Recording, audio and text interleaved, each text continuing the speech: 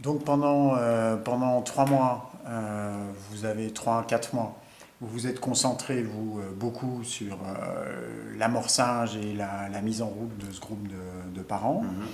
Euh, une première rencontre avec la coordination éducative. Et donc là, dans ce cadre-là, les autres acteurs éducatifs, comment ils se positionnent, qui fait quoi et qu'est-ce qu'il y a comme perspective là, dans les mois qui viennent? Alors du coup, dans ceux qui ont réagi de façon très curieuse, positive et qui ont exprimé l'envie de continuer à suivre la démarche, c'était plutôt, on va dire, les acteurs éducatifs non scolaires, comme la crèche, des représentants du CCAS ou de la ville de Poitiers, qui étaient assez intéressés par la démarche, mais finalement assez peu concernés aussi par les préoccupations évoquées, du coup. Et ceux qui ont réagi de façon plus mitigée, voire en exprimant des gros doutes quant à l'intérêt de la démarche, voire au contenu, aux propos, en les remettant clairement en question, c'était plutôt le corps enseignant. Faute de temps, il a fallu qu'on stoppe le débat, qu'on finisse la réunion sur l'ordre du jour qui était prévu, etc. Par contre, il a fallu très vite réagir de façon à ne pas laisser naître dans les établissements scolaires une colère, une incompréhension, ou en tout cas laisser dériver le message qu'on avait voulu envoyer, qui était d'ailleurs pas du tout agressif ni conflictuel à l'égard des enseignants.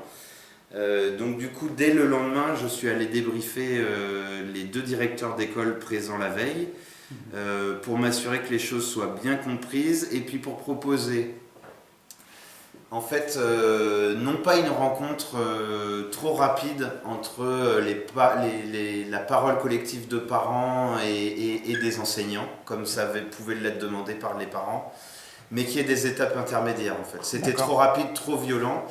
En tout cas, eux le vivaient comme un risque d'agression pour eux ou voilà, quelque chose de trop insécurisant ou insécurisé. Et du coup, ce que je suis venu leur proposer donc à l'école maternelle et à l'école élémentaire, qu'il y ait un temps préalable où les enseignants entre eux pourraient eux aussi construire de la parole collective et exprimer des choses aux parents sur les attentes que les enseignants ont à l'endroit des parents, les attentes qu'ils ont de la relation école-parent et sur les difficultés quotidiennes qu'ils rencontrent. Il n'y a finalement pas de raison que les parents seuls puissent exprimer des choses et qu'on ne permette pas aux enseignants d'en exprimer d'autres. Et si on veut de toute façon qu'à un moment donné il y ait dialogue, écoute, et que les représentations des uns et des autres évoluent, je crois qu'il faut se donner ce temps-là. Donc ça, ce sera une prochaine étape qui va arriver dans 15 jours. Il y a ce temps qui sera animé à nouveau par la Maison de la Gibauderie et qui ne va réunir que des enseignants volontaires. Aujourd'hui, j'en ai 7 de volontaires, plutôt de classe élémentaire, pas pour l'instant de maternelle, qui se sentent finalement moins concernés. Et puis j'ai en parallèle proposé aussi aux associations de parents d'élèves de venir se réunir avec nous, Maison de la Gibauderie, pour que nous aussi on fasse ce travail d'écoute et quelque part d'introspection sur nos fonctionnements, nos pratiques, etc.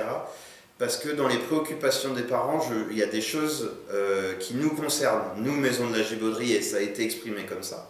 Comme par exemple, c'est bien quand vous venez devant l'école, venez plus au devant de nous, enfin voilà, vous pouvez animer plus, sortir avec le café, pas rester dans vos murs, du coup il faut qu'on s'en saisisse tout de suite, et le travail est en route. Mais il y avait des choses qui étaient adressées aussi aux associations de parents d'élèves, et je crois on se doit de les en informer, et par contre vraiment pour le coup, non pas en figure d'animateur, mais vraiment sur un pied d'égalité, sur la base de l'engagement associatif. Notre engagement associatif, maison de quartier comme association de parents d'élèves, c'est à un moment donné quand même le bien-être de l'enfant et de la famille sur la relation scolaire et éducative. Et du coup, ensemble, on a des choses à faire. Ensemble, on a peut-être à animer le devant de l'école. Ensemble, on est en lien avec les parents. Comment on peut améliorer les choses, se faire mieux repérer, mieux identifier, aller au-devant des parents qui peut-être ont le plus de mal à venir vers nous, etc. Je crois que ça, on peut le partager sur un pied d'égalité. D'accord.